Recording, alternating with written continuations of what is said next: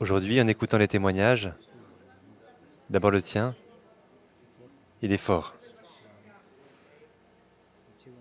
Je me disais à moi-même, les voici les croisées des chemins,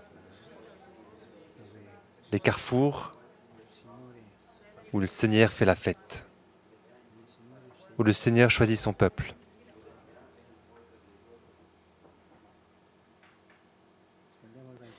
Si nous nous référons à l'Évangile, Jésus a choisi parmi les 12 apôtres personne qui avait un diplôme universitaire, personne qui avait un bon statut social, non, des travailleurs, et en plus avec leurs problèmes. Le premier pape est un lâche, rendez-vous compte, un lâche. Les autres, des lâches aussi. Ils se sont tous enfuis. Mais au moins le premier pape a fait quelque chose de plus que les autres. Il a renié. Un lâche et un traître. Voyez comme c'est beau. Et c'est comme ça que le Vatican a commencé, hein. Mais cela nous apprend à ne pas avoir peur de la réalité, de la vérité, de nos misères. À ne pas avoir peur que Jésus aime la réalité telle qu'elle est, sans trucage. Le Seigneur n'aime pas ceux qui se travestissent l'âme, qui se travestissent le cœur, qui ne se montrent pas comme ils sont. Il est vrai que ça coûte de faire le premier pas. Nous avons entendu les témoignages, ces frères jumeaux, la pauvre maman qui a dû porter ces deux-là.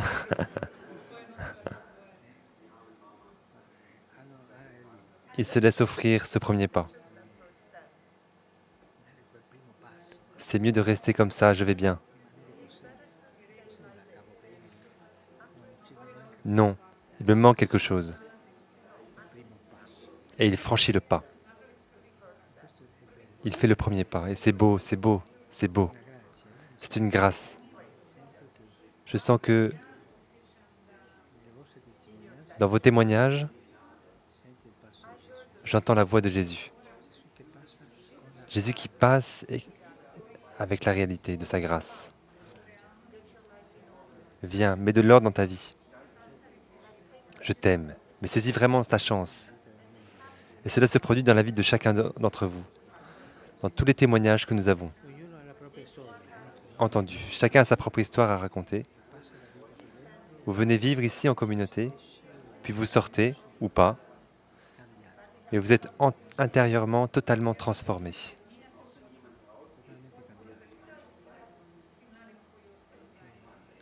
Voilà la joie de notre réalité. Nous sommes misérables, nous sommes pécheurs, nous sommes peu de choses, mais nous sommes sauvés. N'oubliez pas cela. Le salut est un don, c'est un cadeau. Ce n'est pas seulement ce que nous obtiendrons là. Il montre le ciel. Parce que quelqu'un pourra toujours objecter, mais Père, je ne sais pas si le ciel existe. Mais vous savez désormais qu'il existe une vie meilleure que celle que vous aviez avant. Et ça, c'est comme le ciel pour vous. Vous avez été capable de changer. Vous avez eu le courage de regarder au-delà.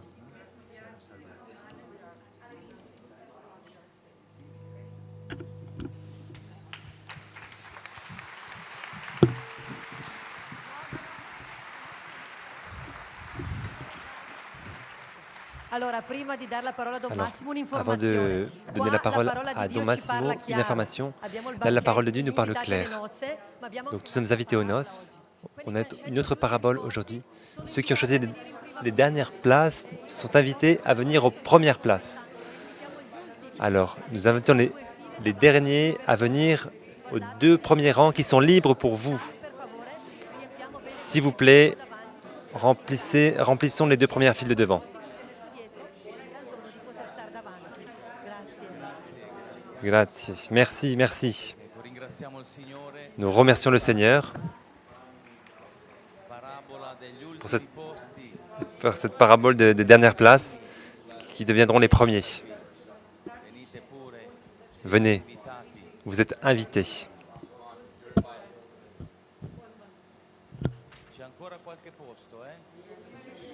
Il y a encore de la place.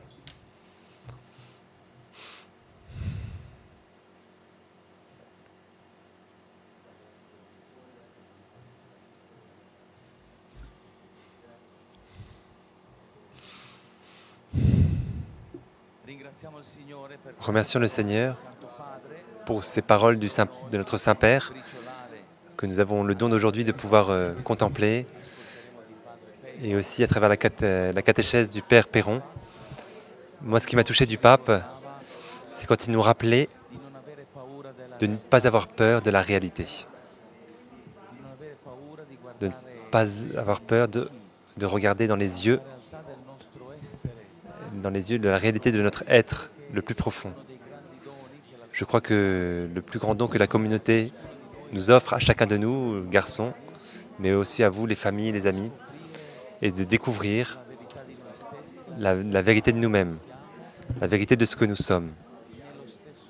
Et au même moment, d'accueillir les parties douloureuses, blessées de notre être, parce que justement, Jésus les accueille et les embrasse, il les aime, il les illumine avec sa miséricorde.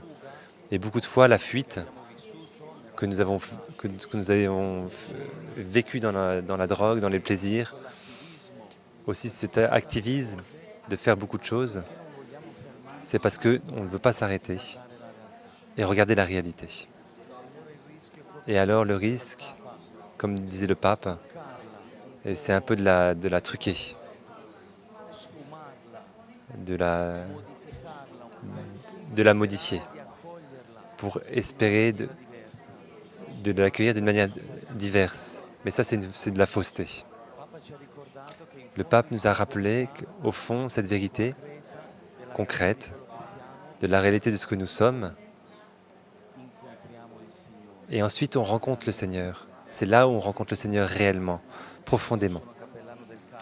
Moi, je suis chapelain de la prison à Saluzzo, et parfois, je m'affronte, je me confronte avec cette réalité pesante de l'emprisonnement. Et quelqu'un n'est pas vraiment réel. Ils ne sont pas tous coupables. Je pense que quelques-uns ne le sont pas. Mais ça me touche toujours, quand je vais en prison, de voir et de contempler dans les détenus qui prient, qui ont le don de la foi, d'accueillir la réalité de leur situation et de la transformer en offrande. Quelques-uns le vivent comme ça. J'offre ce temps pour ma conversion. Et ici, j'apprends beaucoup de choses. La patience, l'obéissance, avoir une liberté très limitée. Mais dans ma vie de chapelain, j'ai rencontré des témoins de foi authentiques qui m'ont édifié. Moi, toutes les fois où je sors, je dis un Ave Maria, un Je vous salue Marie pour Notre-Dame de Medjugorje. Mais moi, je repars, mais le E reste. Et ça me touche toujours. Accueillir la réalité avec la force de la foi. Et ensuite, ça engendre la conversion de ce que le pape disait justement. Nous sommes sauvés. Il y a un salut. Aujourd'hui, c'est possible. Si je le désire, elle est à la portée de main. Et le pape, lui aussi, se remet en question. En disant, votre témoignage m'a fait du bien, parce que moi aussi, j'ai besoin encore de changer. Moi, je suis vraiment resté stupéfait quand le pape nous remercie et qui se met à notre niveau. Moi aussi, je dois donner ce pas de conversion qui est vrai. Et ça, c'était le premier pas le plus difficile. Celui d'entrer, de commencer ce chemin avec les familles. Et ensuite, ce pas en génère un autre. Et puis un autre. Et ensuite, on commence à marcher. Et il y a un psaume qui dit ça accroît la vigueur le long du chemin. Et on redécouvre la beauté d'une vie propre parce que notre foi grandit. Et nous aussi, en face des tentations, du mal qui veut nous arrêter dans notre chemin, il y a quelques minutes, avec un garçon qui est en train de sortir de la communauté, un pas délicat, un pas décisif. Et beaucoup de fois, la mère nous dit on est en communauté et nous sommes ce que nous sommes. Et la communauté nous accueille comme ça. Mort, à demi-mort, avec comme la parole du bon samaritain, et nous porte à l'hôpital. Et quand on sort, c'est plus la même chose. On a besoin de sortir serein, la tête haute, reconnaissant. Et ce garçon me confiait, je retourne à la maison. Mais un peu de peur, je l'ai.